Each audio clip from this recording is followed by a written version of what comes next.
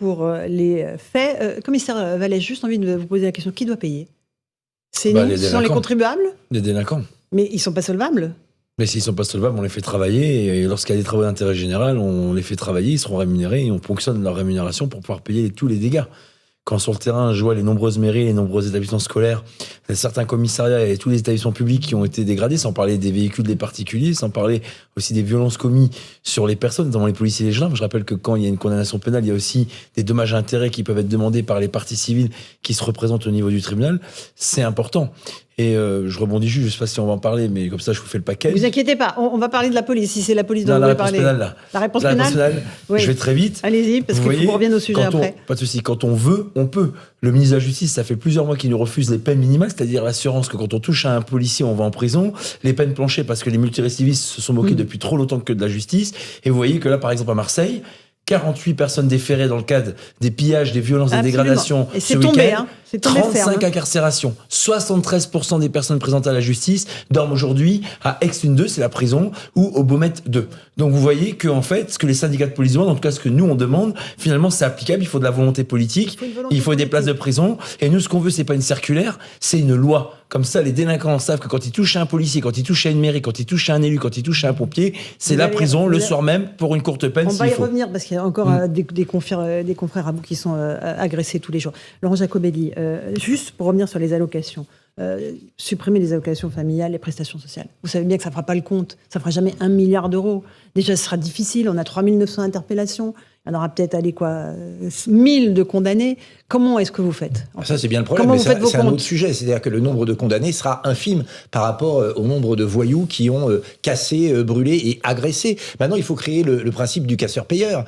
Les Français ont très généreusement payé 90 milliards à la politique de la ville. 90 milliards pour qu'on refasse en priorité ces quartiers, qu'on construise en priorité des installations sportives ou culturelles dans ces quartiers. Les Français ont payé le prix à l'éducation nationale pour le dédoublement de classes dans ces quartiers. Ce sont les Français les plus chouchoutés, les plus choyés qui vivent dans ces quartiers. Les autres Français, ceux qui vivent en milieu rural, ceux qui vivent dans des zones désindustrialisées, ceux qui simplement ont envie de vivre en sécurité, en ont ras-le-bol. Ras-le-bol de payer pour les autres. Eux qui payent leurs impôts, eux qui travaillent dur, ils en ont marre de payer pour ceux qui détestent la France, détestent la République et se complaisent dans l'assistanat. Il faut changer les choses. En tout cas, c'est clair, ces Français-là, les Français honnêtes, les Français qui travaillent ne doivent plus payer pour les autres. Sabrina Agresti-Roubache, on a entendu le président de la République dire d'un côté, oui, il faudrait les sanctionner à la première connerie, sous votre contrôle, Gauthier Lebret, et puis après dire, mais il ne faut pas toucher aux prestations sociales.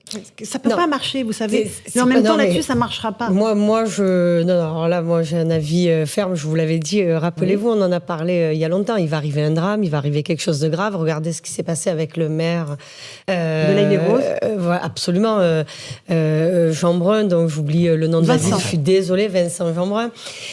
Donc tout ça, c'est pas que c'était prévisible. Moi, je le vois par rapport à Marseille. Parce que c'est vrai qu'une fois qu'on a vu ce qui s'est passé à Marseille, bien sûr, casseur-payeur, c'est une évidence. Cela va sans dire, le président l'a dit. D'accord, mais on y arrive ou pas? Oui, on va y arriver.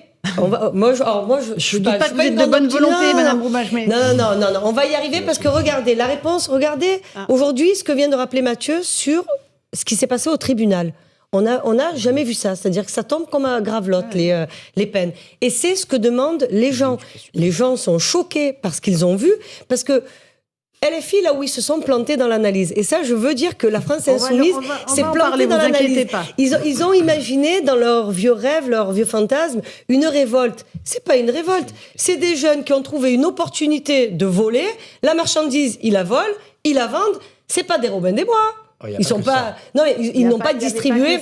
Non. Bon, mais à Marseille, sur les prestations sociales. Les prestations sociales. Alors, ça existe déjà, Laurence. Oui, mais ça existe déjà. Fait. Eh ben, on va faire comme pour les sanctions cet après-midi au tribunal. On va appliquer, c'est-à-dire que moi, je l'ai dit, et vous vous rappelez, j'ai été l'une des premières à le dire sur votre plateau, dès que j'ai été élue, on est responsable de ce qu'on fabrique. On a fait des enfants, et puis on est en France. Si on ne veut pas faire des enfants, tout le monde sait très bien comment on fait pour ne pas faire d'enfants. On a fait des enfants, on les assume. Et c'est une enfant des quartiers pauvres de Marseille qui vous le dit. Le fait de venir d'une classe sociale plus défavorisés que les autres, n'excuse en rien les mauvais comportements, n'excuse en rien la frustration. Le niveau de frustration de nos jeunes est tellement bas maintenant, et je vais vous dire, Rappelez-vous pareil, j'avais parlé de l'enfant roi et de l'enfant tyran. Maintenant, il faut que les parents se rendent compte que quand leur enfant mineur, il est sous leur autorité, il fait quelque chose de mal, ils sont responsables. Quand on a les outils, on les a. Alors, ça fait 7 ans. Moi, je suis pas pour. Je suis pas pour qu'on fabrique des lois dès qu'il y a un problème. Déjà, on en parlait tout à l'heure avec Jean-Sébastien. Appliquons ce qui existe. Pour vraiment vous répondre rapidement pour vous répondre sur les prestations sociales. Ceux qui ont des prestations sociales, comme son nom l'indique, c'est pas les plus favorisés d'entre nous. C'est pas ça exactement qui réglera et qui paiera toutes les factures. Le président l'a dit, maintenant on paie toutes les factures d'un coup. Mathieu vient de dire un truc qui tombe sous le sens. Le travail d'intérêt général. Le fait de ponctionner, vous savez... pour les faire faire les travaux d'intérêt généraux. Mais si... Dans ces cas-là, c'est la police. On a augmenté le budget de la justice. Vous le savez, on l'a voté. On a augmenté le budget du ministère de l'Intérieur. Non, pas tout bien fait. Mais on a déjà fait beaucoup. On a déjà fait beaucoup. Et on peut pas dire que c'est sous le président Macron. Non, mais juste sous le président Macron. Normal, je suis marseillaise. Juste sous le président Macron, c'est pas 40 ans. Non, mais 40 ans de mauvaise politique de la ville. Et je vais vous dire, on a décorrélé la politique de la ville de la politique de la famille. Et ça a été une erreur ces 40 dernières années. Il faut renforcer la police. Il faut une justice moins laxiste. Il faut le dire. Il faut arrêter avec l'immigration incontrôlée qui vous voyez qu'elle a été laxiste aussi. Si on ne règle pas toutes les mesures en même temps, eh bien, on n'y arrivera pas. On va continuer le même phénomène avec des gens qui préfèrent l'assistanat au travail, avec des gens qui préfèrent la victimisation au courage, avec des gens qui préfèrent la haine de la France à l'assimilation.